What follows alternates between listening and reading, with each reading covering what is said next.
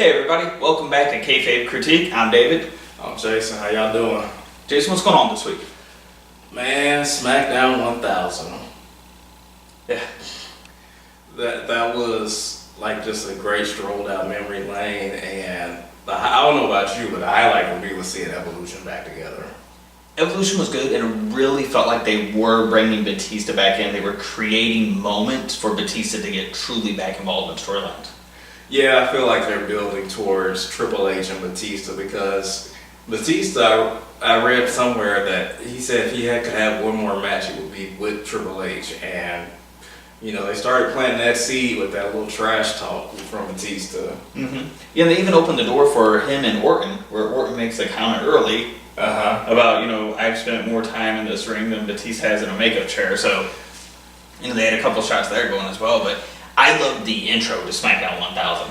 Oh my gosh, that was great. Yeah, that for me, I knew I wasn't going to be able to watch it live at the time. I had something to do, but I got to catch the beginning of that, and then I was just hooked. So instead of watching the next day like I was planning, I actually came back down later that night and stayed up to watch the rest. I mean, it was just it was so well done.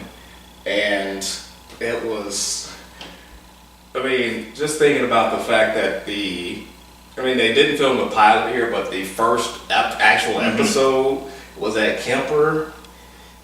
And to see where it's at now, from 1 to 1,000, for Kansas City to have some small part in that is pretty cool. Mm-hmm.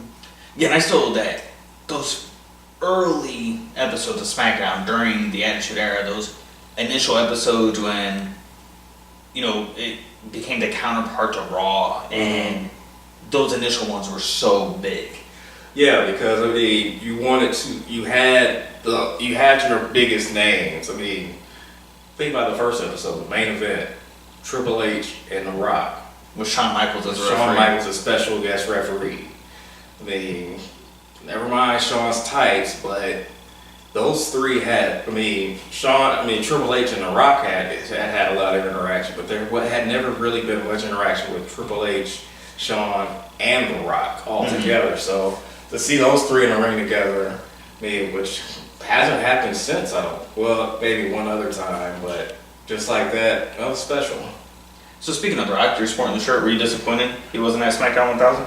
I was a little bit disappointed, but I wasn't surprised because I know he's filming a movie with Jason Statham right now, which is going to be badass, I think. But, he coined the word SmackDown, so you can't think about SmackDown and think about The Rock. And it was kind of cool because it gave other people a chance to shine, like Batista, because that was his hometown, and and it was also good to see Ric Flair back because of all the stuff that he's been through. So it's just a good show. Yeah, and I was hoping to see him on there. He wasn't able to make it. They did show his quote of him talking about SmackDown and how when he coined the phrase and Vince asked him what it meant, and then just laughed and said to use it. So I would love to see him come back somehow, some way. So maybe to get him involved in a WrestleMania match this year. We would all love to see that happen. It still could, but there's still a lot of time between now and WrestleMania. Yeah, absolutely. And you're sporting that shirt. I looked for it, but I couldn't find it. My old Austin 316 shirt that I was hoping to sport tonight, because definitely the two guys that were the top guys of what we were going to talk about tonight. Definitely. When you think about Attitude Era, Stone Cold and The Rock are the main two guys that come to mind. And I got 1996. It was a very good year. Not only did I graduate high school, but both of Stone Cold and The Rock came to the WWF. So our episode tonight, episode 7, the Attitude Era, as we continue to walk down discussing all the eras tonight, we're going to cover my favorite era of all time. The era that pulled me back in when I hadn't been watching in a long time, pulled a lot of people I know back in that hadn't watched in years. Me too. Hooked us, and also at the same time pulled in people that had never watched wrestling before, right? And that weren't your normal wrestling fans, but pulled them in and hooked them as well. Yeah, and it's such a crazy era to think about that had such an impact on the product. We say every era has an impact on the product, but so many icons came out of this era. Mm-hmm. And so much happened. Yeah, and it was a completely different feel. Yeah. The look, the feel, the storylines, the wrestlers themselves, the athletes, it just, everything about the Attitude Era was different, and it hooked you. Yeah, it pulled you right in. So let's kind of talk about how we got to the Attitude Era to catch everyone up. If you haven't watched our other episodes, they are on YouTube right now. You can go back and check it out where we high-leveled all the eras. Then we went through the Golden Era and the New Generation Era, and now covering the Attitude Era. So, we know in 1980, the transition starts. Vince McMahon, he founded Titan Sports Inc., and he applies the trademarks WWF. He starts looking to create the national powerhouse, taking it from the territory system, regional style wrestling, to creating a national brand and getting syndicated television so he can get advertising involved, and then from there really push merchandising, which had never been done. And so during that golden era, he really branches out. He takes top stars from all the different territories, creates a super brand, starts touring it around. Like we said, he goes into creating superhero type characters. He has his leading man in Hulk Hogan. They tour the country, they get big, they create their super show, their partnership with MTV, create their super show in WrestleMania.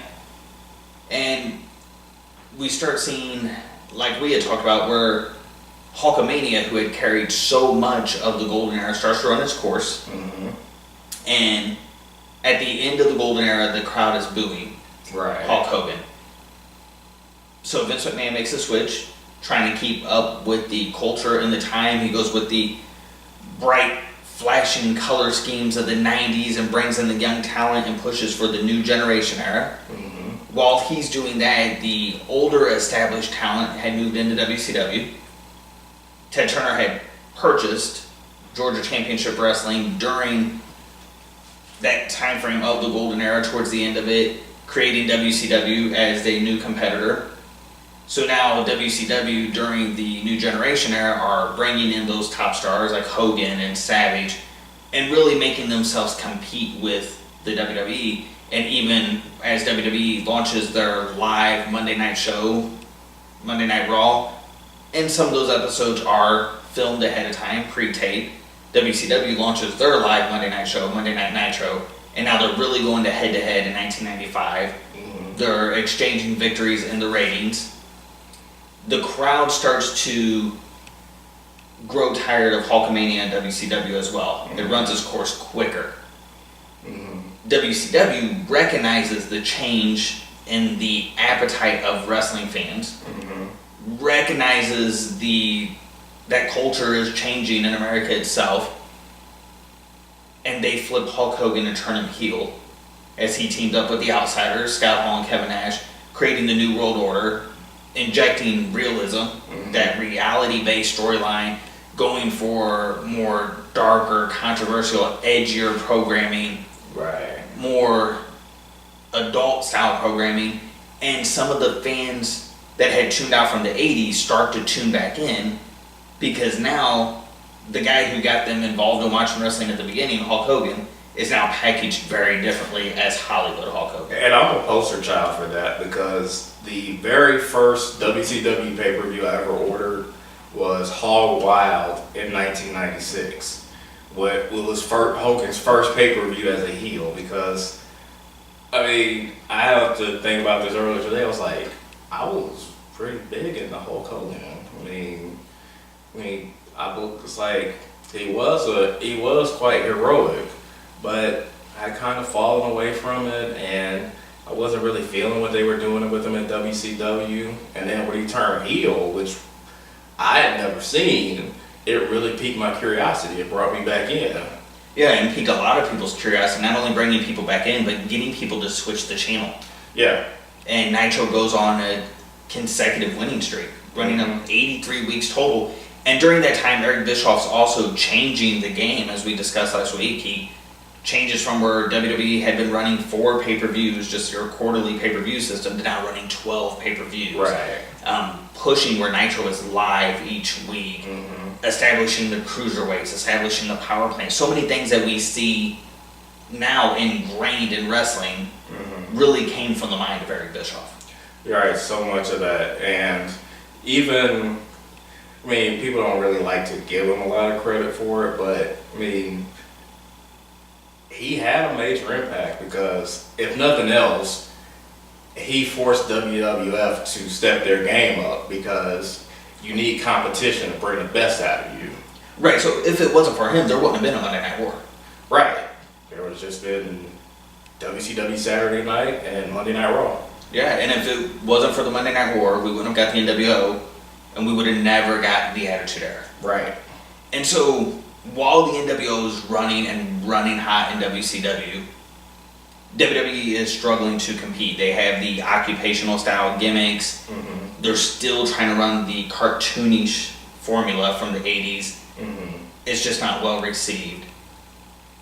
Why do you think it took Vince McMahon so long to recognize that's not what was wanted when you had WCW doing it for over a year before he started? I think some of it's just being plain stubborn because you've done it this way for so long and it's like always worked, so to speak, and you just think that you know what the people want, but fact of the matter is you gotta pay attention. I mean, you've got to have more of a finger on the pulse of what's going on. I mean, think about 1996. What do you remember about 1996? The things that, when I think of 1996 from just a WWF standpoint, I think of Shawn Michaels as champion Mm-hmm. and Austin 316. Right, but think about the world in 1996. Think about what kind of things were popular. Oh yeah, so you think of 1996, you immediately think, East versus West. Exactly. Yeah. Reality based. Tupac versus Biggie. I mean, Tupac gets out of jail. He's talking about, how Biggie was involved with him getting shot, and then he comes out and hit him up talking about how he had sex with Biggie's wife. I mean, people are wanting that. I mean, that was based in realism, and like Tupac and Biggie were like heroes, but their rap was not happy, happy, joy, joy. It was dark. Right, and we saw that also with, you look at Mike Tyson Exactly. in the early days, in the mid 80s when he rises up as youngest heavyweight champion in the world. He was well spoken, he was well mannered, he was the polite, humble. Mm-hmm. But now here he is in the mid 90s, fresh out of prison, and it's a very different Mike Tyson. It is a very different Mike Tyson, and who's walking to the ring with Mike Tyson? Tupac. Right, Tupac recording specific rap songs for Tyson to walk to the ring too. And so it was almost as if Tyson, who was your golden boy in the 80s, Hogan, your golden boy in the 80s, both turned heel in the 90s. They really did, and I don't know how much of a babyface Mike Tyson really ever was. I mean, when you talk about hitting people so hard, you want their nose to come out of their head. I don't know, but they did both have go through a change, and that's where the world was. And I'm also thinking, was this around the time when Jerry Springer came out? It was. Jerry Springer came out. You also had, President Clinton in office, and a lot a lot of controversy surrounding him as well. So everything was changing. Yeah. And it's fair to note that WWE was really pushing family programming because they had fresh off the steroid scandal. Right. They were fresh off of that, and it took them a little while longer I don't think they wanted to take as many chances, and they also were going through the fact that two of their top talents had gone and worked for the other guys. Right. And so you have WCW slaughtering WWE in the ratings. It's not even close anymore. Right. And a man who a lot of people don't like to give credit to. You're going to say it, aren't you? Yeah. And it's acknowledged. Vince Russo goes to Vince McMahon and tells him that the product's bad. Right. Right. He goes to him and says that the product's bad, and he has to believe he was writing for the magazine at that time. They were doing a show, Live Wire, and he goes to him and says the show is bad. And it was at that time. And I think that he was listening to what the audience wanted, because some of the writers back then, I mean, once that Austin 316 promo got cut, I really think that's they started seeing those signs in the audience the next night. I think that's when the light bulb might have come on for some people. Right, and so when he gets involved with creative, this is when WWF goes into a different direction with more realistic characters, edgier storylines, even becoming more edgier, more adult themed than WCW. And you kind of had a few things that really catapulted WWE into that era. You had the Montreal Screwjob, which was kind of symbolic because you had Bret Hart, who really didn't fit into what would become the Attitude Era. He was your old school traditional champion, great in-ring performer, but not really the character of the Attitude Era. Getting screwed over by the self-proclaimed biggest degenerate in the world. One of the guys helping to push the Attitude Era forward, and Shawn Michaels with Vince McMahon driving it. And then Vince goes out, lays down the Bret screwed Bret speech, and shortly after drops the promo saying, "We feel as wrestling fans you're tired of having your intelligence insulted." Right. Starts saying that, you're tired of the basic good guy versus bad guy. And that speech that he's giving is what Russo is credited for, like coming to him and telling him, not everyone is 100% good, not everyone is 100% bad, but people are shades of gray. Exactly, and even going back, if you look at several moments throughout that year of 1997, I mean, I think back to Shawn losing his smile. That same night, Rocky Maivia wins the Intercontinental title, and all you hear is Rocky sucks. And what was Rocky Maivia at that time? Yeah, the babyface. Babyface. People didn't want that. You think about WrestleMania 13. Who was getting bigger cheers, Austin or Bret? Yeah, exactly. And so to me, the Attitude Era is always felt different.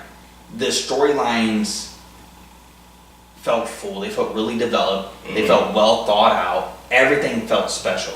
I remember when Monday Night Raw became you couldn't miss it. It was can't miss TV. Man, we would crowd up in a dorm room or something and watch it, and maybe flip back and forth between Raw and Nitro because you really didn't want to miss either one, but the advantage was that Nitro had a replay right after they went off the air.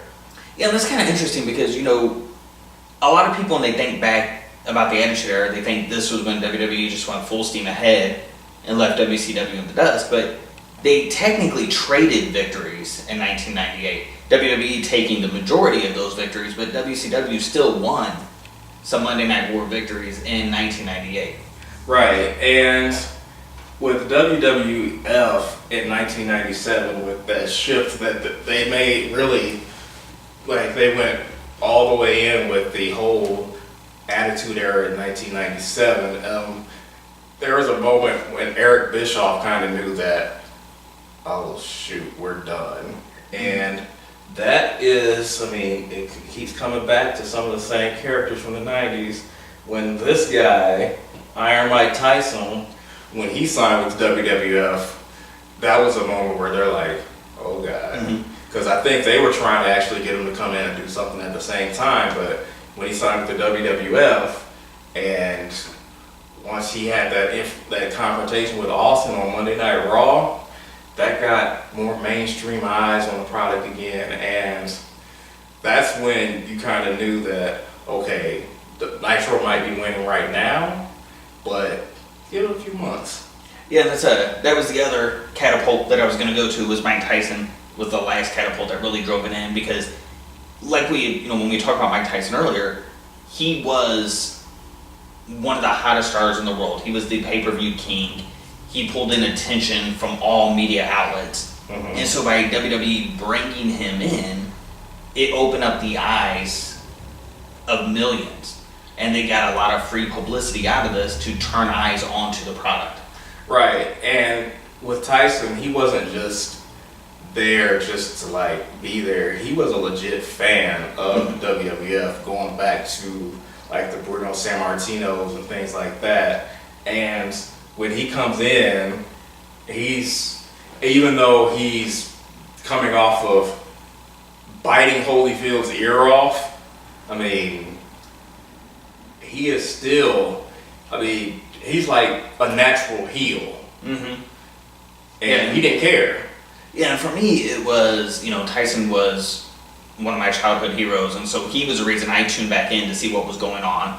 I remember flipping through the channels on a Monday night and seeing his picture and it saying WWF negotiating with Mike Tyson, and stopping to see what was going on and getting hooked through there. And I remember initially being upset that the crowd was booing him because he was my hero. I'm like, why are these people mad at him?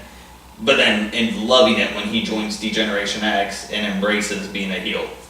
Yeah, you bite a dude's ear off. I don't know how you're going to be expected to be cheered, but hey, I gotta get it. I was a fan. I'm a Mike Tyson fan too. Yeah, so it's to kind of get back before we jump forward. So it's already been dispelled that WCW wasn't talking to Tyson coming in. It was just WWE.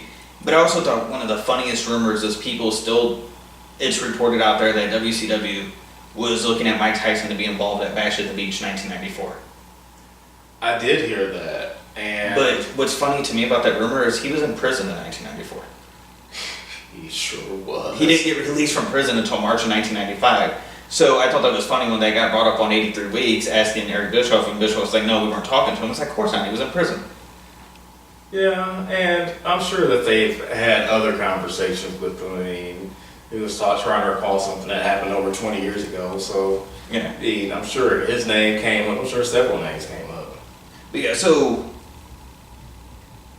Mike Tyson draws people's attention in there, and Vince Russo has stated that when Vince McMahon said, we're going to bring Mike Tyson in, and we're hoping that the people that used to pay to watch him on pay-per-view in boxing will pay to watch him on pay-per-view now, since he's not able to box, his license was suspended, and that would be able to expose people to Stone Cold Steve Austin.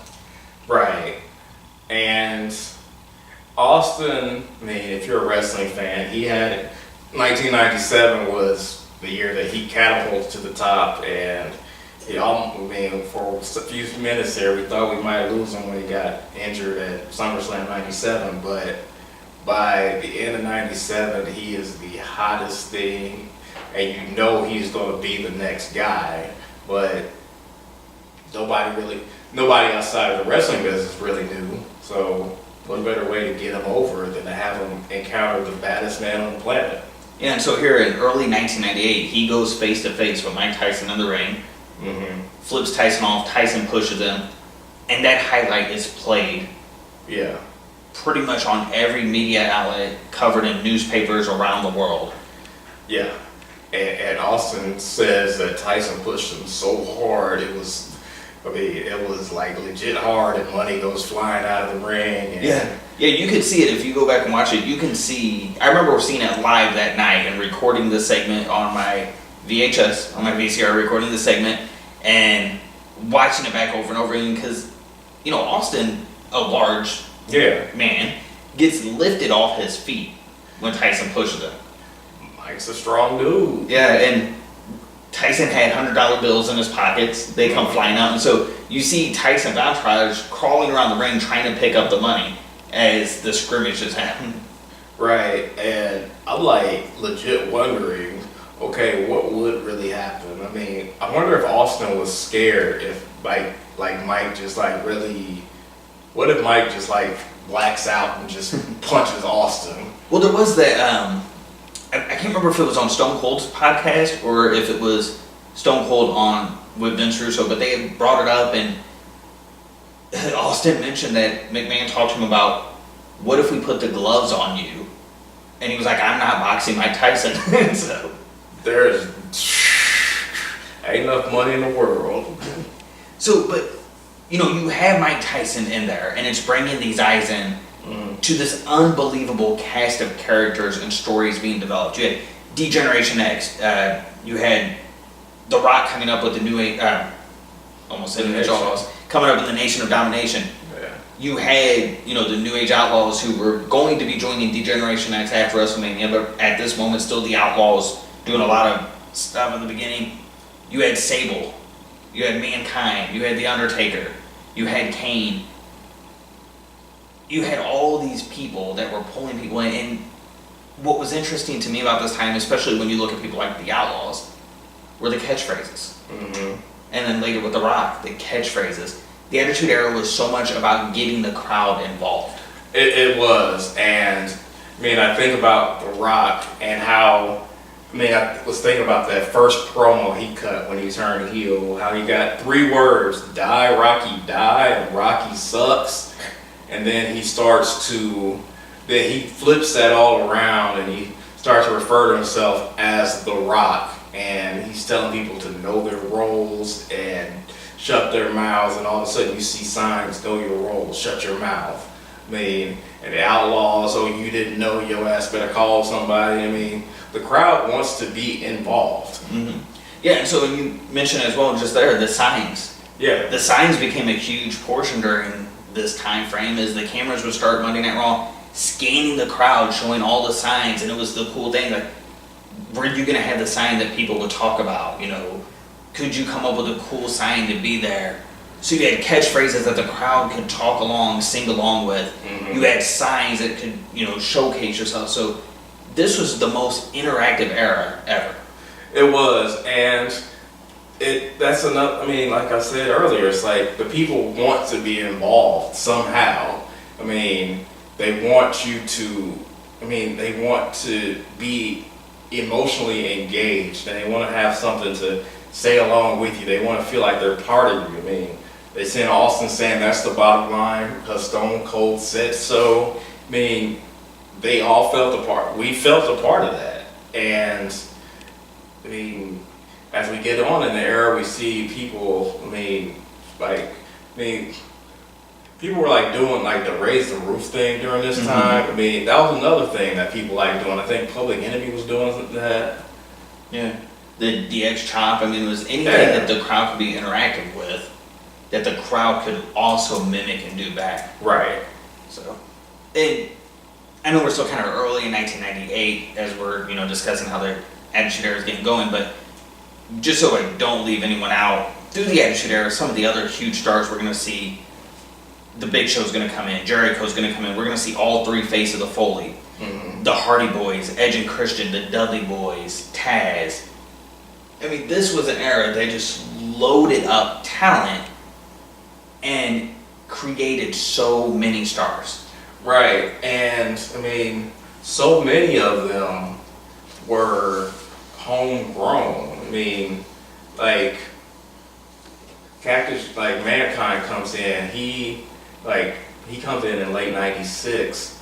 I mean, he evolves over time. Undertaker was already there. His character evolves. I mean, Austin and Rock, they were already there. These are characters that just evolve. Kurt Angle comes into the company during this time also, and he's like the best legitimate athlete the WWF had ever seen at that time. And they did a better job, I think, of always having their eye out for the next big thing, which we'll get to. I know we're going to get to that.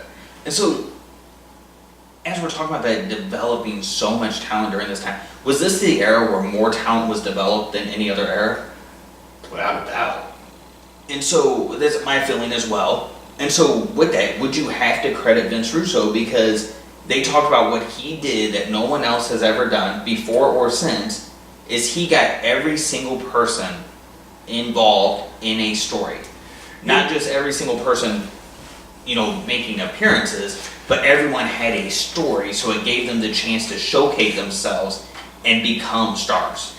He gave them the stories, And people like Jim Ross and other people who are in talent acquisition, they brought the people in, and it was up to Russo to kind of bring that character out. Like, so I mean, think about like Rocky Maivia, for example. That just didn't work. Mm-hmm. But they were able to tap into who he really was, a smack-talking ex-defensive lineman from the U, and just, I mean, I can't say what they used to say, chant before games at the U on here because we're somewhat of a family show. It's like they would say hit, bleep, bust, bleep, talk, bleep, basically, and that's who he was. Same with Austin. I mean, he's a beer drinking redneck from Texas. And since this time, we don't really see guys come in very often that are new stars and quickly get big pushes and quickly get set up to be the next stars. But when we think of this era, and you can listen to Jericho talk about it in his podcast, you can hear Taz talk about it in his podcast. You know, Jericho talks about when he was getting ready to come to WWE that he was having conversations with Vince Russo. And it was Russo that had all these big plans for Jericho where, you know, Jericho felt he wasn't used properly in WCW. He felt he could have done more. And here was Vince Russo really ready to give him a push. But yet Jericho talks about the minute Vince Russo was gone, that push was pulled. And it took him a long time to get back up to the level he was getting while Russo was still there. And Jericho's first couple months before Vince Russo left. And Taz talks about when he was talking about coming in, Russo having these big plans for him and how they were going to make him a star, and how he recognized, you know, yes, Taz was smaller in height, but body weight, he was about the same as most of the big stars. And so Russo viewed him as a Mike Tyson. You know, Tyson was a smaller heavyweight boxer in height, but body-wise, Tyson was big. Right. And strong, and so that's how he was going to feature Taz.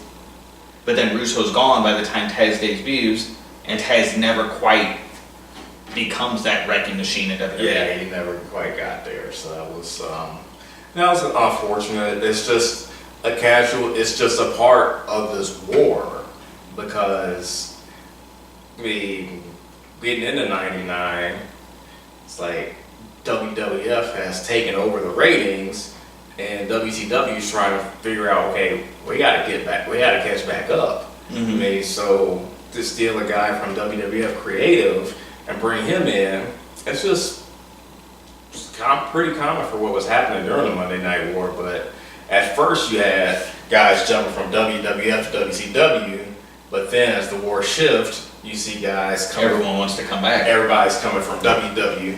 Like, you're having WCW talent like Big Show and Jericho come over to WWF and become stars. So it was just a casualty. It's just part of the war, part of that era.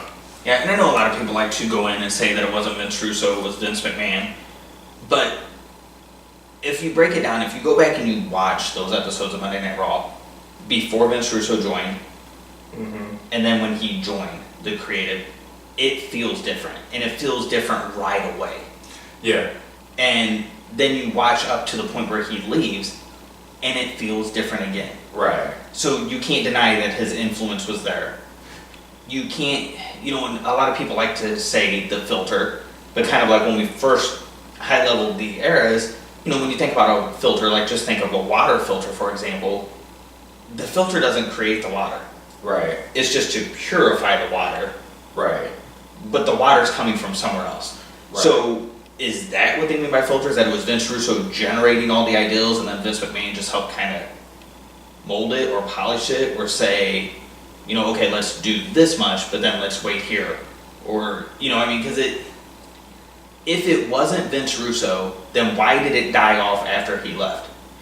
I mean, and I think that, I mean, it was definitely, Russo definitely had a hand in it. I mean, if you listen to the stories, Vince McMahon was pretty much a degenerate himself.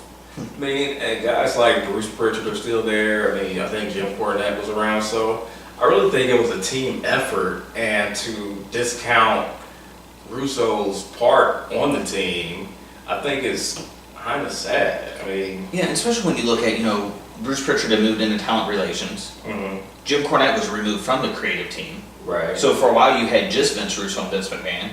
And then you had Vince Russo, Ed Ferrara, and Vince McMahon. Right. Up until Vince Russo and Ed Ferrara left. And so, if it was just Vince McMahon, then why were those ideals gone when Russo was gone? And what's interesting to me is because now that theory's out there, but yet if you go to the WWE Network and go into the Monday Night War and watch those shows, and watch when they start talking about Vince Russo, and you had Shawn Michaels saying the minute Vince Russo got involved, you knew he knew what he was doing, he knew how to weave storylines in and out, he knew how to make things special. Shawn Michaels has said in other interviews that Vince Russo pushed him and made him edgier and gave him a larger platform and brought more out of him than anyone else had. Mm-hmm. You had Mick Foley on that Monday Night War episode stating that think of everything you liked from the Attitude Era, and at least part of that was either shaped from or all of it came from Vince Russo.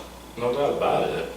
And you have so many guys on this Monday Night War episode giving him credit that now that credit's not out there, but yet you can watch the footage where they're giving him credit for it. And that was an episode made in 2014, so it wasn't like it was while he was still there. Right. And what's interesting is in that Monday Night War episode as well, Vince McMahon makes a comment of Vince Russo would come with such wild ideals that it was great for what they were trying to do.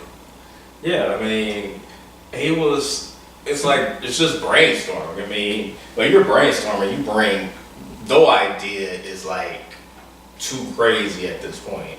When you're brainstorming, then you go through and like filter through. I mean, we're not saying every idea the guy had was good. And he would be the first to tell you, I had some stinkers. I mean, Vince McMahon has had bad ideas. Mm-hmm. So it was just getting to the good. It was just getting to the good ones. I mean, and the fact of the matter is, like you said, he had an influence. Mm-hmm. Yeah, absolutely. And during that time, as we mentioned, every story felt special. Mm-hmm. I remember you were hooked for every pay-per-view.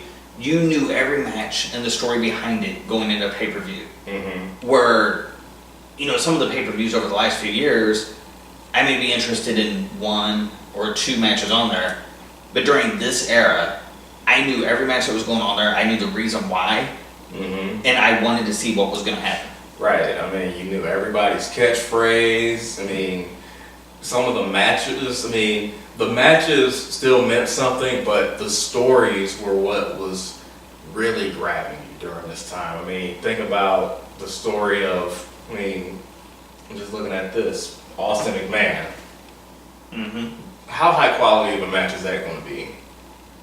Right, and that's where the story played such a big part, because it didn't matter what level of match you were going to get. It wasn't based on the athletic competition as much as it was the entertainment.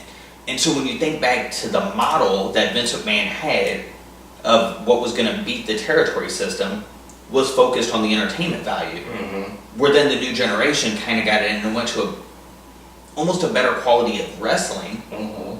but kind of lost out on that entertainment factor. Right. But now here it's going back to that original model of entertainment over matches. And you still had probably some of the best matches that you ever had during this era. I mean, mm-hmm. we haven't even touched TLC. Right, yeah, absolutely. And so, we definitely can't take, I know we've been talking a lot that it was the storylines, because it is a storyline that gets you involved, it is a storyline that gets you interested, but we can't take anything away from the talent during this era.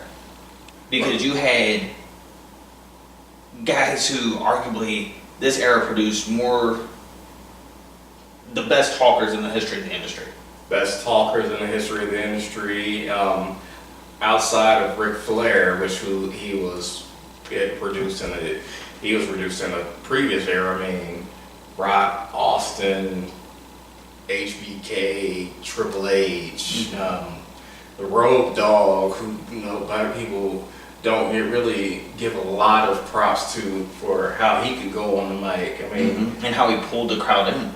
Yeah, Mankind could talk. I mean, I'm looking at Edge and Christian, some of the stuff that they did on the mic. I mean, when you're talking about the Road Dogg, I mean, you're talking about a guy who could go out with an arena of 15 to 20,000 people, and they're going word for word with him as he's talking because the catchphrases were that over. And I'm looking at The Godfather too. I mean, you got people talking about getting on the whole train. I mean, and unfortunately, they also talk about lighting a fatty with this Pimp Daddy, which I don't know if you want kids talking about lighting a fatty, but everybody was still chanting it. Yeah, this definitely wasn't the era for kids. They did still have their Saturday morning show, Livewire, that was a family version. You could sit down and watch the highlights, the ones that were acceptable for kids to watch, and it, kind of fed the storylines, but in a softer version. But they were definitely telling people ahead of time that this is no longer a children's show. Right, it wasn't a children's show because, face it, it really wasn't a children's world anymore. When you get into the Attitude Era, we're also getting into the era of the internet, and people are able to get on computers, and they're exposed to so much more. They're exposed to everything. I mean, you watch an episode of Springer, you're gonna have cussing bleeped out. You're gonna have the boobs bleeped out or blurred out and stuff like that. But kids are seeing all this stuff, and they're listening to hip hop and music and stuff like that. So it's not like they hadn't seen it before. So when you think of the Attitude Era, what would you say are the biggest moment or biggest piece of the Attitude Era? Biggest piece of the Attitude Era is, as I was thinking about the peak of the Attitude Era, I'm thinking about WrestleMania 17, Austin Rock. That match, I think, it was the best of their 3 matches, but it was just titanic based because of how big of stars that they had become. See, and I would go WrestleMania 15 as the peak of the Attitude Era for me. You had a huge 1998, and that was also Austin and The Rock headlining the main event. And for me, that was the biggest moment of the Attitude Era for me. So, either way, we got the same 2 principles. And, when you think about even what was going on also during the Attitude Era in 98, you go back to 98, you had Goldberg winning the title from Hogan. Yeah, over in WCW. So, yeah, WCW was still firing shots in the Monday Night War. Right. And so to get to WrestleMania 17, what I'm about to say played a factor into it and was definitely a huge factor into what I said WrestleMania 15. And that was probably one of the, which you had kind of mentioned earlier, one of the most memorable rivalries in the history of wrestling. And that is Mr. McMahon versus Stone Cold Steve Austin. Yeah. And so I love that this was a story that they didn't expect to happen. That you hear, Bruce Pritchard talk that it just kind of came about organically. Yeah. And when we talked about back in early 98 when Tyson and Austin had the confrontation, I remember Vince saying, you ruined it. And even going back to 97 when Austin actually stunned McMahon, that was we still didn't think it was going to become the feud that it became, but once he stunned him, once he was like, damn it, you ruined it, you kind of knew, okay, Yeah, and you had, building up towards WrestleMania 14, you had Vince McMahon stepping in the ring and saying, when they're asking him, do you want Stone Cold as champion? And it's not just a no, it's a oh hell no. Right, because it's like he wants him to be molded and shaped into the type of champion that he wants. And in 1998, nobody wanted to be shaped into anything. Everybody wanted to be who they were. Yeah, it was definitely the era of the anti-hero. Yeah. And so you have that anti-hero, you have the people like not wanting him to conform, and you have the boss that already had a lot of heat, not only for wanting to conform the anti-hero, the person that everyone's rooting for, but he's also the guy who screwed over Bret Hart. Yeah, he screwed over Bret Hart, and he represents the man. Who, I mean, everybody can always have. I mean, we can all relate to feeling like the man is keeping us down. I mean, and now we have the man personified in Vince McMahon. Right, and so it was how many people, had always wished they could stun their boss. Everyone. Right, and so now you're getting to live vicariously through Stone Cold, who's going out there and stunning his boss. Right, and I don't want to stun any of my past bosses or my current boss or any future bosses. I don't think about stunning any of you, but, people can relate to that. I mean, sometimes when you feel like you're under someone's thumb, you want to get out. And you want to stun them. Yeah, and it speaks on so many different levels as well. So not just the authority figure in there, but you also had, when you think of a clash in cultures, you have Stone Cold, who was the blue-collar, hard-working guy, Vince McMahon, the millionaire. Yeah, the guy sitting in the ivory tower, the billionaire.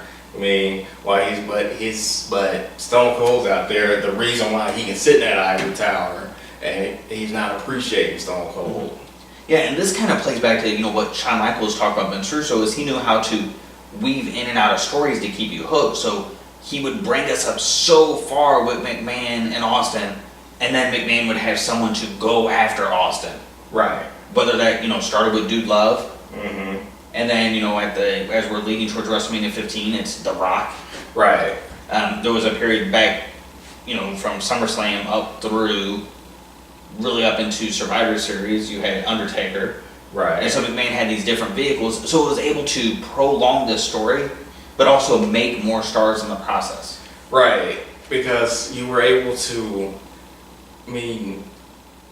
swerve the audience. They knew how to get you. With what they did with The Rock at Survivor Series 98, that was magnificent. The Rock had, coming out of SummerSlam 98, he was like on pace to become like as big a babyface as Austin. The crowd is behind him, they're loving him, and then all of a sudden, he aligns himself with the most evil man in the business. Right. Is Survivor Series 98 the best story in the history of wrestling? Or at least one of the best stories? It's definitely one of the best stories in the history of wrestling, because you turn on a dime and you kind of embrace the whole 90s, what happened the year before. You don't ignore what happened, and you have them win it with a sharpshooter, kind of like the year before, and you take the guy that the fans want to cheer, and Vince McMahon says, nope, he's mine. And it actually starts in King of the Ring. So you go back to King of the Ring, and you're having the feud with Austin and Kane. And this carries all the way into SummerSlam with Austin and The Undertaker. Right. And it leads up into Breakdown when Kane and The Undertaker both pin Austin and the belt becomes vacant.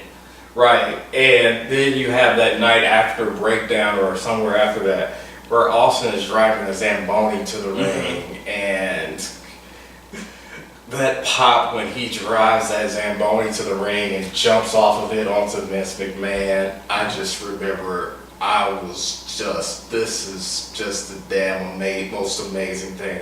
This dude is nuts. And then you go into October, you go into Judgment Day, and it's Austin versus Kane for the title, with Stone Cold as the ref. Yeah. And he's not going to pin either one. He's not going to count for either one. Right. And so the title stays vacant. And so it beautifully sets up a tournament for Survivor Series. And like you said, The Rock had so much momentum. He was a heel in SummerSlam 98, but the crowd was loving him. Yeah, and the match that he had with Triple H, he talks about how neither one of them was big on heights, but they had this great match, and when the New York crowd cheers you, I mean, New York knows what time it is when you think about anything, basically. Yeah, and so The Rock's picking up momentum, and they use that well, and they have him going, and they start to give him the same angles that Austin's getting, where McMahon is kind of pushing The Rock, and The Rock hits him with the rock bottom leading into Survivor Series. So between Austin, a lot of people thinking going into Survivor Series, this is the way Austin's going to get the title back. Right, I was thinking that. Yeah, I remember sitting down with my friends, and they're like, "Oh no, this is Austin," and I was like, "No, it's not." And in my mind, I told him it was The Rock, but in my mind, it was The Rock as a babyface getting the title. Mm-hmm. And I was thinking, okay, he's going to get the title, but Austin's going to get it back at WrestleMania. I just can't figure out how they're going to get there. You're smarter than I was. And so The Rock gets the title in one of the greatest swerves. Yeah. You lead up the tournament to where, when you look back at it, in hindsight, you can see the tournament was stacked for The Rock to get to the final. Yeah. But at that time, you couldn't see it. Exactly. It was one of the best swerves and best laid storylines. Right. And again, The Rock is so smart. He used how the fans used to treat him, and he used that to make them, or try to make them, hate him. And it worked for a while, but he was just too good at being a bad guy, maybe. Mm-hmm. And yeah, so like you said, the year before was Survivor Series 97. The bell gets rung on Bret Hart, while Shawn has him in the sharpshooter. And so now in 1998, you had Mankind, who looked like the person Vince McMahon was pushing to become champion. Right. Also set up, where you can see the tournament was set up perfectly to get The Rock the title. You land on The Rock versus Mankind. Mm-hmm. Rock puts him in the sharpshooter, gives the people's eyebrow, the bell rings, and Mankind's sitting on the floor confused saying, "I didn't quit." Yeah. And so where this story was built so well from King of the Ring up through Survivor Series, everything was laid to make it happen. You were already laying the foundation for your next set of series of stories on pay-per-view, because Mankind, the hardcore legend, wouldn't have quit. Right. But yet you just rang the bell on him, so you're already building up towards your I Quit match. Yeah, and that I Quit match, from January of 99, I just remember going back even before that. Remember January 4th, 1999. That was one of those nights in wrestling that you'll never forget, because it showed two different companies going in two different directions. Right. And two big nights in the history of wrestling. Oh my gosh, yes. You want to talk about what was going on? So which side should we start with? Let's start with WCW. So WCW, so you had Bill Goldberg, who had been the undefeated champion, had just recently been screwed out of his title at Starrcade, as the Outsiders got back together when Scott Hall jumped on the apron, uses a catapult on Goldberg, which was a real catapult. The cattle prod, yeah, that's right. Yeah, cattle prod, yeah, real cattle prod. He gets zapped by a real cattle prod. He wanted something for him to be believable, that it would make him lose. I'm not for sure why he thought he could take a cattle prod, but he says he remembers seeing Scott Hall jump up. He remembers a blurry image of getting pulled over towards Kevin Nash, and that's really all he remembers, because he was really zapped by a cattle prod. So, but Kevin Nash defeats the undefeated Goldberg to become champion. Hulk Hogan had been retired, and now so Hogan's back, and Hogan's going face to face against Kevin Nash for the World Championship, and we're about to see the two sides of the NWO, the black and white and the red and black, reform. Let me just take you back a little bit further, because remember, originally that night it was supposed to be Hogan and it was supposed to be Goldberg versus Nash. Right, the rematch. But they do this storyline where Goldberg has allegedly been stalking Elizabeth, so he's been arrested. And That's how we. And then Nash challenges Hogan. Right. So think about it. You have your biggest star, and you have him arrested for allegedly stalking Miss Elizabeth. I mean, doesn't seem very smart to me. Right. And with the Hogan retirement angle, I still didn't understand why you didn't build to a Hogan Goldberg rematch at Starrcade.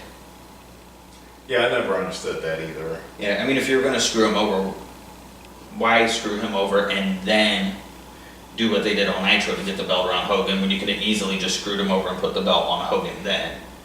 And then you had build up for him to chase back after Hogan. But so you go into this Nitro on January 4th, and you have Kevin Nash versus Hulk Hogan now, and we see the finger poke-a-doo. And now the belt gets spray painted, and the NWO is back. Which,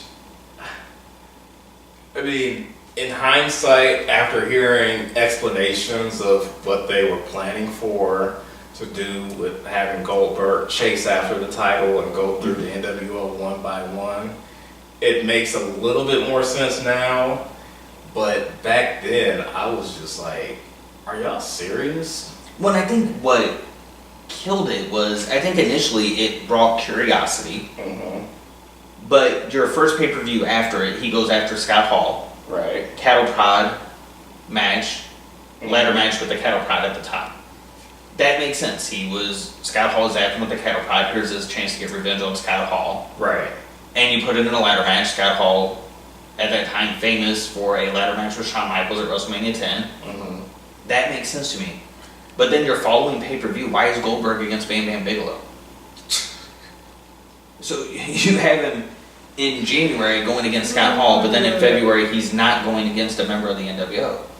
It's like, why wasn't Nash in February and then him and Hogan at Spring Stampede? And Nash ended up being in April at Right. Spring Stampede. I remember that. And also at Spring Stampede, didn't something happen with the title because it was a fatal 4-way match for the title.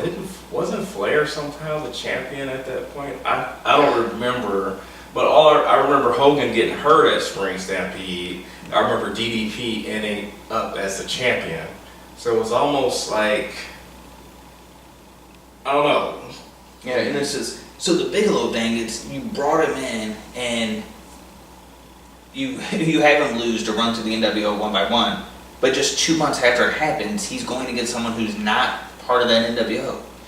Yeah, it's like they scrapped that storyline, which they really could have built to Goldberg Hogan at Starrcade '99, which we know what ultimately ended up happening at Starrcade '99. So maybe I don't know, things just got really convoluted over there.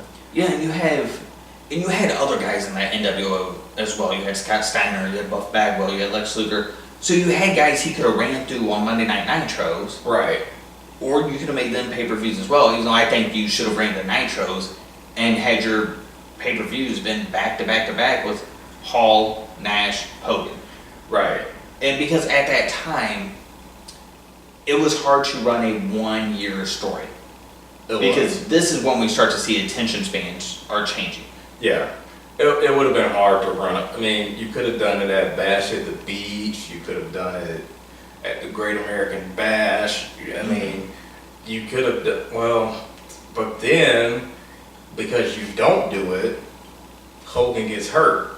Right. So now you can't have that rematch. So if you had went 1, 2, 3 in a row against the original NWO guys, you get that payoff on a pay-per-view, and then from there, you can build towards the third one for Starrcade of him and Hogan. Right. But you could have run other matches in between, and so, but it would have gave the crowd that payoff, got Goldberg the title back, and then built towards the third match. Yeah, they definitely dropped the ball. And then also this night, you have Tony Schiavone talking about, I mean, he reveals the results of Monday Night Raw since it had been taped. Which was pretty common for Nitro at the time. Right. I mean, he reveals the results because Raw was taped and Nitro had been, letting you know the results for a while. But he tells us, he's just following instructions that there's going to be a title change. Mm-hmm. And he tells us who's going to win the title, and he says that'll put butts in the seats. Again, he was fed this line. Full disclosure, he was told to say that, right? But I don't know about you, I like seeing title changes. Right. I don't care who's getting it. And 400,000 people turned the channel. Right. So, and let's talk about it. So you have The Rock, who was a huge star at this time, and you have Mankind. They had been having they had a great match at the Rock Bottom pay-per-view in December, and now they're having a match where DX is at ringside with Mankind, and you got The Rock, he's with the corporation, and they're just battling. And when it comes to Mankind, at this time, the wrestling fan had changed. Yeah. During 1998, the people that were coming in, that were becoming wrestling fans because of Tyson, they were loving the product so much, they wanted more of it, and so they started researching, they started watching stuff they hadn't seen, and it wasn't like the 80s where you were watching the NWA, or you were watching WWF. Here was a time where people were now starting to check out everything. Yeah, tape trading. And so they developed a love for Mick Foley, the respect for him, for what he had done in WCW, ECW, and over in Japan. And so you took a beloved guy and said, hey, he's about to win the title, but you don't need to watch it. Right. Which was dumb. And then you use the biggest star, Stone Cold Steve Austin, because I remember when that glass shattered, that crowd just explodes. He comes in, he hits The Rock with the chair. Foley gets the pin, and you're still continuing the Austin McMahon angle because The Rock is laid out, and Vince McMahon is just so mad at Stone Cold, and Stone Cold's living in the Stone Cold salute, telling him he's number one, and the crowd is just nuts. Yeah, and this is building to the Royal Rumble. Right. Which we're going to get to see McMahon and Austin in the Royal Rumble. Right. And so while we're getting fed that storyline that everyone's been hooked on for nearly a year now, of Austin and McMahon, Mankind's there helping take The Rock to another level. While they're exchanging the title back and forth through this period, he's bringing out a side of The Rock, that toughness side that we hadn't seen, and really building The Rock of a champion who, not only is he the charismatic, flashy heel, but he's one who now, as you're seeing through Mankind, could legitimately hurt Austin. Yeah, he's being ruthless during this time, and he's handcuffing Mankind and hitting them with chair shots, and then I remember he's still being charismatic during this whole time because he takes the bell and says, "Bells will be ringing." He's still being humorous, but he is just doing all kinds of craziness. And this is during the time when he became my guy. Right, I remember being a huge fan of Austin, but then you couldn't deny how cool The Rock was. Yeah. And so it was loving this period, loving to see The Rock as champion, and loving to see Austin chasing after that championship. Yeah. And then they got so innovative. I believe it was 99 also when they did the first WWF Attitude commercial during the Super Bowl, where they're talking, where they're going through the office and somebody gets hit with a chair and big folk, they had really catapulted themselves to another level at 99. Yeah, and this was, Tyson helped bring the eyes and bring mainstream attention, but then WWE was able to push into mainstream, into pop culture, to where you couldn't walk down the street at that time without seeing a WWE t-shirt. Right, you had Austin doing Celebrity Deathmatch, you had different wrestlers doing TV show guest appearances on TV shows, going on talk shows.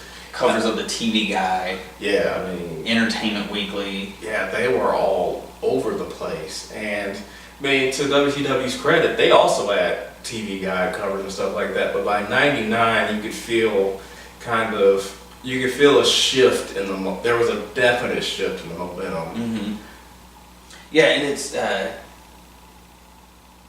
it was interesting at that time. I have never seen another time period in history to where, whether I was in school or going to my part-time job after school, that's what people were talking about. Yeah. They were talking about what happened on Monday Night Raw, and what do you think is going to happen at the pay-per-view?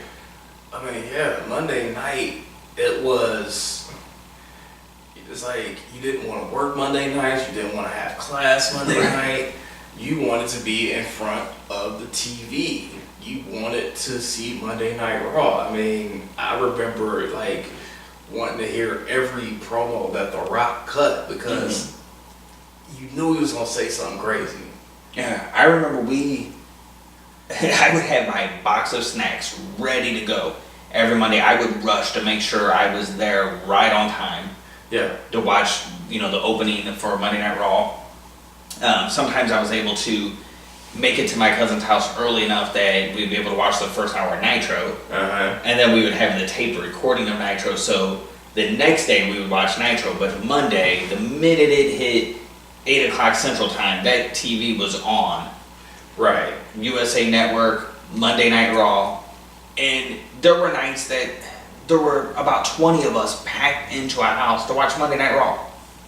Yeah, I mean, that's just so many good memories. I mean, just watching it with my boys and, the pay-per-views being just huge events. I mean, I remember having a big party for WrestleMania 15. I mean, with wings and pizza and all that stuff. I mean, that was, it was probably I think that Mania set records that may have been broken by now, but it was the biggest Mania that they had. It set records that night, I know for sure. Yeah, I remember being so excited for WrestleMania 15. And so, started with, as we were building up to it, you start with the Royal Rumble, you get Austin and McMahon, and The Rock comes out, as it comes down to just Austin and McMahon, because Commissioner Shawn Michaels, who Shawn wasn't able to wrestle at the time due to a back injury, but Commissioner Shawn Michaels makes Vince McMahon the second man to enter the Royal Rumble, because Austin's number one.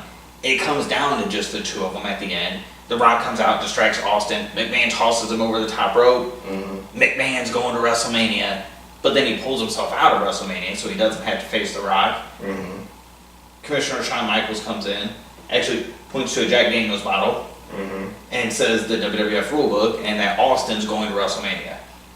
We see Austin with a beer truck coming in and giving the beer back to The Rock and the McMahons. Classic. So I was so excited for this match. I remember that Sunday, WrestleMania 15, picking up my girlfriend at the time because she wanted to watch it with me, and all my friends and everything. I remember driving down there and thinking, oh, she wants to watch it, and talking about, it's the Brahma Bull versus Rattlesnake, and then realizing she really doesn't care what I'm saying. I'm the only one excited about this at this time. So. Yeah, I just remember being so excited. I mean, I didn't know I don't know if I really cared who was going to win. I don't even know if I had a thought about who was going to win. I just remember like, nothing else really mattered that day. I think there was basketball, Jordan had retired, so I was kind of like, basketball is whatever. But I'm like, we got Stone Cold and The Rock. To me, I may have used this analogy before, 96 is like, in wrestling, is the equivalent of 79 in the NBA when you had Magic and Larry coming to the NBA. 96, you had Austin and The Rock coming to WWF, and you didn't know what they were going to, nobody knew what they were going to become. And that pay-per-view just blew the roof off the world. Right, and so, I was trying to kind of run a little long. We're kind of all over the place because this is our favorite era. We can talk about so many different topics for this and just talk forever. But, so let's fast forward to the fall of 1999. And you kind of mentioned it earlier. Vince Russo and Ed Ferrara leave the WWE. Right. And they head to WCW. Eric Bischoff, who had created Monday Night Nitro, Eric Bischoff, who had taken the lead in the Monday Night War for 83 straight weeks, is now out. Right. He self-admittedly admits that the challenges he had from standards and practices that were coming down on him, challenges he was having as things were changing within the Turner organization, he was checked out. Right. And so the product in WCW is suffering at that time in 1999. WWE is full steam ahead. And so Eric Bischoff is out, and they bring in Vince Russo and Ed Ferrara. Immediately, you can feel the difference on WWE television. Yeah. And what I think is interesting is a lot of people gloss over this period in WCW, and they jump to the spring of 2000. Right. A lot of people forget October of 1999 through December of 1999, Vince Russo's first run. Because initially he comes in with Ed Ferrara, and the plan is they're going to take it slow. They told WCW, you're not going to get the ratings overnight. We're going to take it slow. It's going to take at least a year. But within 3 months, they were able to take it from a 2.5 to a 3.5 in the ratings. They're building the younger talent. They're going in a different direction. They build up their version of the NWO, which is centered around four WWF guys, former WWF guys, and Bret Hart, Jeff Jarrett, Scott Hall, and Kevin Nash. And this is really tied to their opposition in Goldberg. So it's almost like he recognized the formula that Eric Bischoff was trying to do at the start of 1999, but the execution fell through. Because here they are, they screw Goldberg again, reform the NWO, so similar to what we saw with the cattle prod and the reforming of the NWO. But this one feels a little more organized. But then both Bret and Goldberg get hurt. Yeah, which is... It's so unfortunate that Bret got hurt, because after 97, I don't think we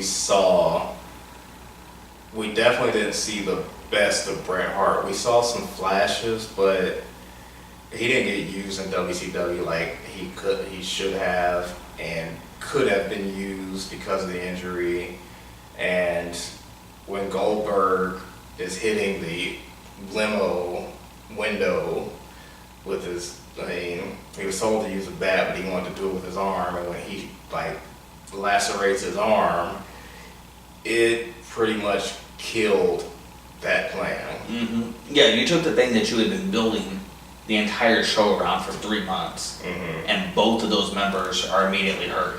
Goldberg needs over I think it was 170 stitches in his arm. A lot. And so he's not able to go, and Bret Hart gets the concussion, which is sad because Bret Hart had been in WCW for 2 years at this point, and he wins his first world title.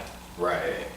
A guy who, at that point, only one other person had held the WWF title as many times as him. Right. Which was Hulk Hogan. And yet he had not held the WCW title up until Vince Russo got there. Yeah, that's just really sad how that all happened. And by the time Bret actually had won that title, he had a hell of a year, because, again, here in Kansas City, Owen Hart lost his life. So he lost his brother that year, and in the same year he gets injured and has his career end. It's just sad. Yeah, and had he not got hurt, what Russo was building, he had taken Hogan off TV. He had taken him off TV at Halloween Havoc. So now you have the NWO form without Hulk Hogan. We had never really got a Bret Hart versus Hulk Hogan. This could have been a chance for Hogan to come back in the red and yellow and go after a heel Bret Hart and go after his former group, the NWO. Yeah, it definitely was that opportunity, and again, it's unfortunate that we never got there, because I think that, that was something we talked about in another episode. There was never really that passing of the torch between Hogan and Bret, and it's always seemed like there was some animosity there. between those two, so we never got to see that match. Now, by 2000, I don't know how good it could have been, but the story around it would have definitely been great.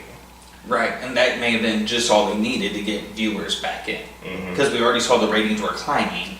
Right. So it looked like they had the pieces going that they were going to be able to try to make another run. Mm-hmm. Of course, that's speculation. We don't know if it would have worked for sure. But, you know, it's interesting that WCW wasn't happy with the gain that they had got in just 3 months in the ratings. And they were pushing that it needed to be up quicker. And so they take Vince Russo away. Well, they wanted to be part of a committee. Yeah. And he says no. And so he goes home. Right. 3 months go by where it's probably the worst 3 months I've seen in the history of WCW. Were the 3 months in between when Russo and Ferrara stopped writing and before Bischoff and Russo come back. I might have to go home and watch some of that because I was pretty much tuned in on WWF during that time, no lie. Yeah, I was too, but because we had gotten interested in, you know, we were watching kind of a little bit in '98, seeing what was going on, really intrigued by Goldberg. And then when Russo and Ferrara came in and started writing Nitro, we got really hooked with it and we were watching both shows. Mm-hmm. But then, and so we tried to continue it after he was gone, writing, and it was so bad. Yeah, I tried a few times, but I just couldn't do it. Yeah, and so you bring back Russo and Bischoff, Mm-hmm. and that if you have not seen it, watch the April 10th, 2000 episode of WCW Monday Nitro. This is an amazing episode. It's pretty much an entire shoot episode. Mm-hmm. And they're pulling things that are, whether it's just internet legend that people believe is real, or if it was actual stuff that had happened. Mm-hmm. And they're blurring the line. So it's almost like reality TV was getting ready to take off during this time. Mm-hmm. And it's almost like Vince Russo had his finger on the pulse and knew how big reality TV was going to be and was trying to get there. Yeah. But at this time, WCW is so desperate for the ratings that it almost becomes chaotic build after this, that just the desperation attempts to try to pop a rating. And I was always under the opinion that they just didn't have the talent to execute what he was trying to do. They didn't, and I mean, I get that he was trying to get the younger guys over, and he got some guys over that went on to become Hall of Famers. He definitely did that, but where they were and with the pressure that they were under, they just didn't have the time or the talent really to do what he wanted to do. And so we're seeing WCW's hurting. Right. But on the flip side, on that show, we saw everything felt different after Vince Russo left WWF and Austin gets hurt. Mm-hmm. Austin's out, but WWF, even though the ratings are starting to come down a bit, we're starting to lose some fans. But yet they continue to build stars, they continue to move forward, and eventually we're leading to where The Rock is running with the company. Mm-hmm. The Rock is pushing full steam ahead. Mm-hmm. Austin's going to come back, and now we're getting to the point where you feel it's a highlight of the Attitude Era of WrestleMania 17. Yeah. But to me, even though it's still technically the Attitude Era, I feel that the Attitude Era went on basically to consider another year beyond WrestleMania 17. Mm-hmm. In my opinion, WrestleMania 17 is when it ended. And that's an opinion that's shared by a lot of people. I can see why people say that it ended at WrestleMania 17 because around WrestleMania 17, like a few days before that, on the Go Home episode of Raw, which also happened to be the last Nitro simulcast, the war ended. Yep, exactly, and that's where I was going. Why I felt the Attitude Era ended as well is because WCW went up for sale, and Eric Bischoff and Fusion Media offers WCW a lot more money than what Vince McMahon offers it. Mm-hmm. But part of that was that in buying WCW, they were going to get 10 years of TV time. Mm-hmm. But they don't want WCW on the Turner channels anymore. Right. They just want to get rid of wrestling. Right, because they had gotten bought out by AOL Time Warner, and they just didn't want wrestling as part of their portfolio because they were above that sort of thing. And Vince McMahon comes in and buys it, and we see a night that was just bizarre, for lack of a better word, where you've got Raw and Nitro simulcasting basically at the same time, and it was kind of it was a bittersweet night for me. I don't know what it was for you. Yeah, and it was for me too. It had a different feeling of it. On one hand, I was kind of excited because I didn't know about the contract situation at the time. Mm-hmm. That these guys were under contract to only appear on those channels. Right. And that I knew they were making a lot of money, but I didn't know they were under contract to the point where we weren't going to be able to see them on WWE, especially for a while. But initially I was excited because I was like, wow, we're going to get the dream matches. I'm already thinking, wow, we're going to get Goldberg versus Austin. We're going to get the Outsiders versus the Dudley Boys, Right. And I'm thinking through all these things that could happen. Right. The Rock versus Sting, but it never got there. No, I never got there, and even eventually we got some of the dream matches, but it took so long that you almost forgot that WCW ever even happened. Mm-hmm. If they had done some of those dream matches in 2001, think about how hot things were back then. Right. And it's interesting because they talk about, they didn't have the talent to really do the invasion angle the way it should have been done. Mm-hmm. But the invasion pay-per-view is only 6 months before Hall, Nash, and Hogan sign. Had you delayed it, had you just brought those guys in, started bringing in, your Lance Storms and stuff like that, and just bringing them in as part of the roster like people would have expected to see, mm-hmm. and then just maybe every once in a while flash a WCW logo and, hey, you're getting ready to see 2 WCW guys, or an ECW logo, you're getting ready to see 2 ECW guys.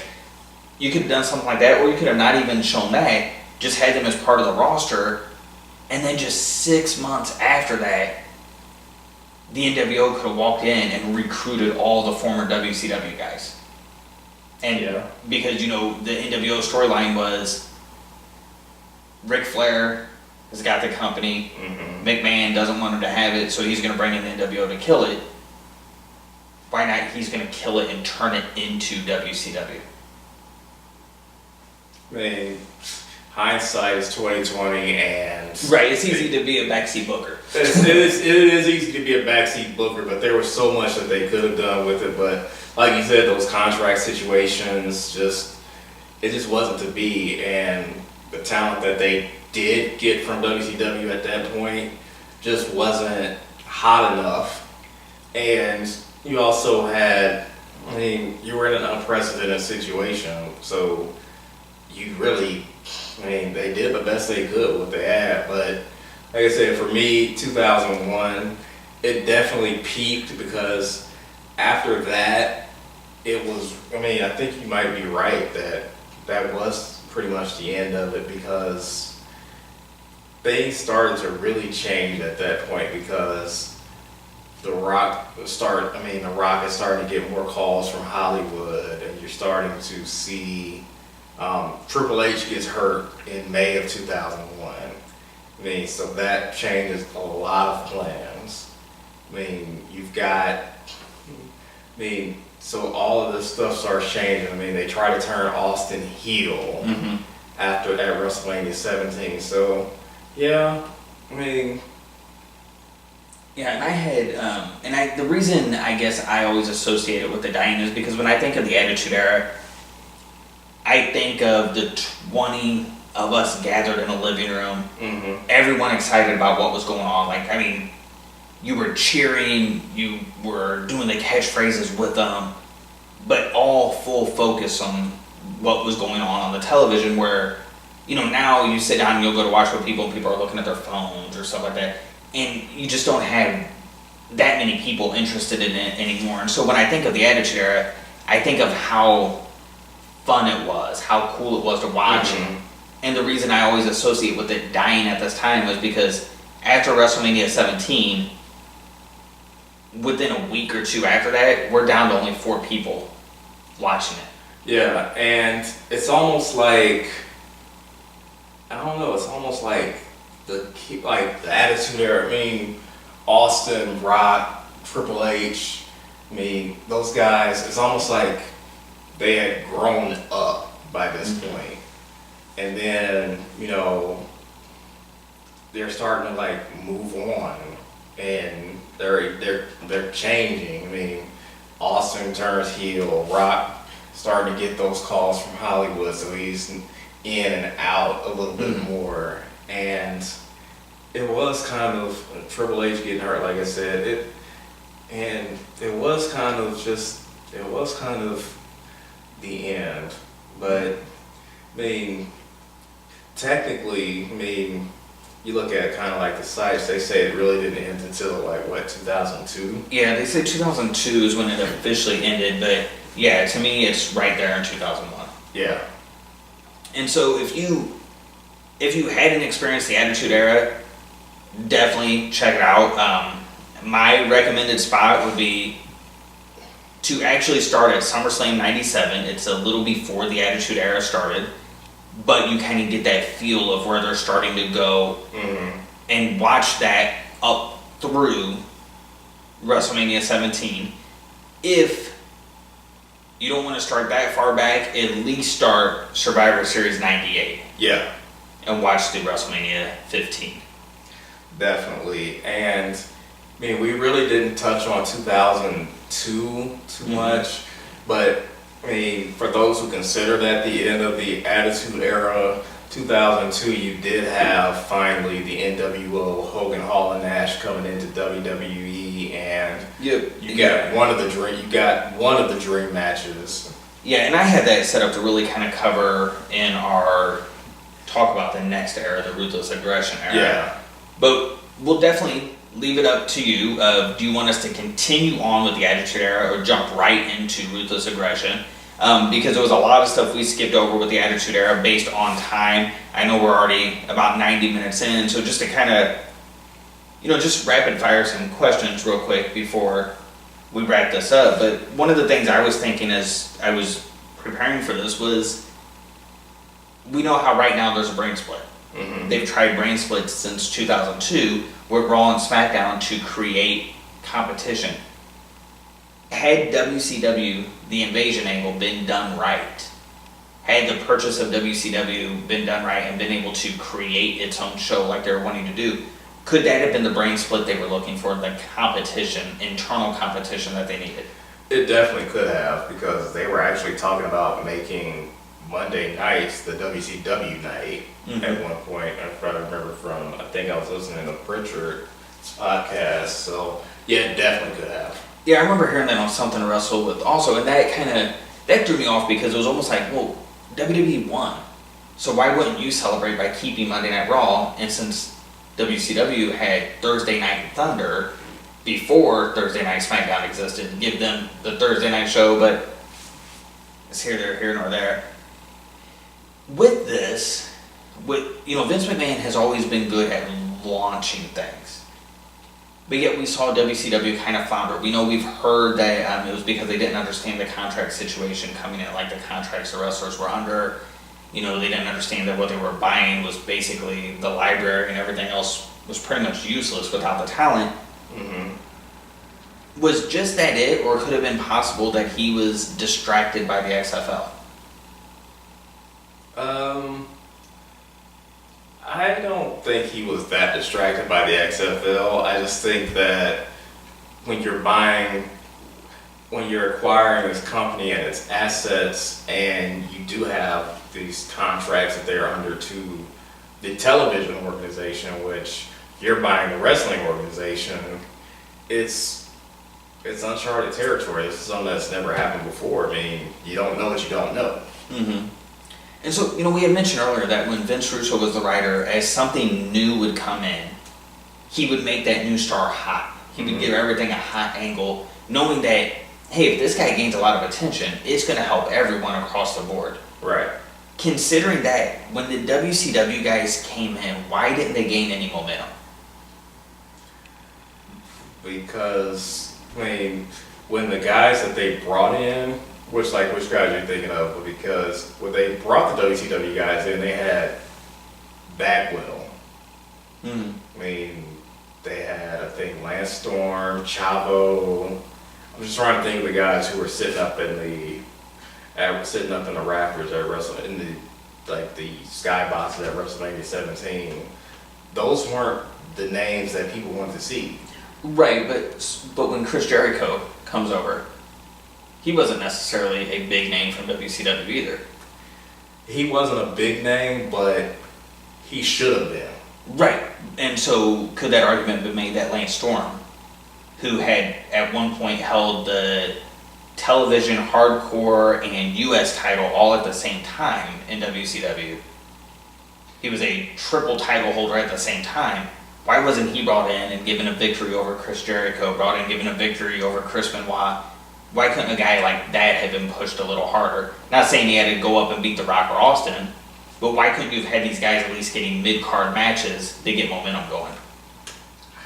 I don't know. I think that there was a stigma. Probably because there was that stigma of these guys were working for the other company that was trying to put us out of business, and they just didn't want to give them too much. Yeah, and that kind of kills me because it's like they're not going to go anywhere. There's nowhere else to go. It wasn't them trying to put you out of business. They're just doing their job. Right. And in hindsight, they can argue, well, you did put us out of business. You could, but Yeah, and so, well, what about the NWO? So the NWO arguably is what really hurt WWE in '96 and '97. The NWO was one of the biggest storylines in the history of wrestling. Mm-hmm. 3 of the biggest talents in the history of wrestling. Mm-hmm. But yet they come in and they don't get momentum either. Well, they didn't. They came into a pretty good sized push, but when they came in, yeah, they come in, but their first big show, they lose. Yeah, their first big show, they lose. Austin beats Hall, and Hogan loses to Rock. Yeah, and they got basically kind of derailed, I think. The plan had to change because of how Hogan was getting that pop. Yeah. Well, and so when you look at it, what made the NWO so big in WCW was because they were that devastating. Mm-hmm. They won and won and won until you felt like WCW didn't stand a chance. They made them that dominant, that feared group. Mm-hmm. Why couldn't they have came in and done the same thing? You could have had... So redo WrestleMania. You could have had a 6-man tag match. The NWO against Austin, The Rock, and Bradshaw, or Austin, The Rock, and Kane, or Austin, Rock, and Taker. Something along those lines, and have the NWO cheat to win. And leave WrestleMania with the 3 of them standing over those guys and write an N on one, a W on another, and an O on the third. And really build up to where WWE has to, by SummerSlam, eliminate the NWO.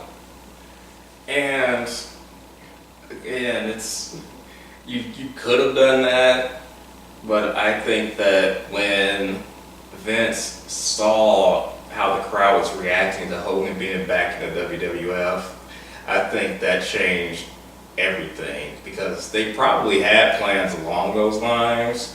They probably had plans for doing something like that, and they did have like the NWO go over on Austin and The Rock, like on the go home show for WrestleMania. On Raw. And so if you're gonna switch Hogan, which is fine, understandable, he's coming home. But if you're gonna switch Hogan, why not have the outsiders look dominant? And so that way they can turn on Hogan and continue the rivalry from there. And then when you bring back Sean Waltman, X-Pac, into the flock, and then Shawn Michaels into the flock, you know, the NWO has a lot of power. It just almost felt like if it came from WCW, it had to die. It did kind of feel that way, but also at the same time, you got, I believe, right around the time that they brought back the NWO, if I'm not mistaken, or not too long, I mean, Hall was having his issues, so he was kind of not himself. Yeah, it's interesting because depending on who you listen to, you have some people say that, you know, he started having issues right away. You have other people say that he was told he would work 15 days a month, but yet they had him work 32 straight days. And that he, you know, he was told and Kevin Nash tells a story of Scott had been clean up to that point, but they were working him hard. He had the issue with Austin pouring beer on him, right, and then soaking into his skin and causing him to get sick because of his medication.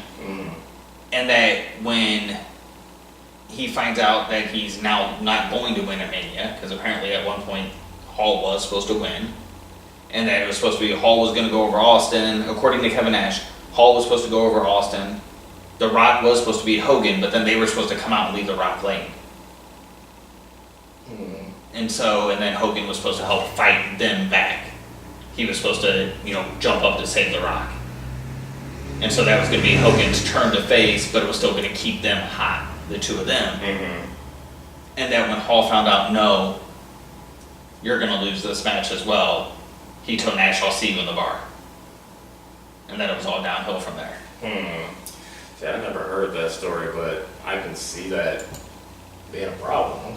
Definitely. So, but of course, we weren't there. We don't know for sure, but it's definitely, the Attitude Era is definitely my favorite era of all time. Characters were great. We could have talked all night. I mean, there were so many people we left out, so many angles we left out. Right. So many pay-per-views we could have went through. We got other episodes. We'll get them. Yeah, absolutely. I mean, to me, this is the best era, my favorite era of all time. Without a doubt, it is the best. It's the greatest era. I mean, it's an era that really made me fall in love with the business, and I mean, it goes without saying the stars that it created. Yeah, so we will leave it up to you. If you want us to dig more into the Attitude Era next week, we can definitely keep going back, or we can keep rolling along going into the Ruthless Aggression Era. Let us know. We will have this episode out on YouTube shortly. If you haven't already, please subscribe. Check out our other shows on YouTube. It is all free. Give us a like on Facebook, a like on Twitter. We're on Instagram, and if we get the following up, we will go into the podcast mode, but we will put it out there this week for you to vote if you want us to keep going with the Attitude Era or jump on to Ruthless Aggression. All right, see y'all next week.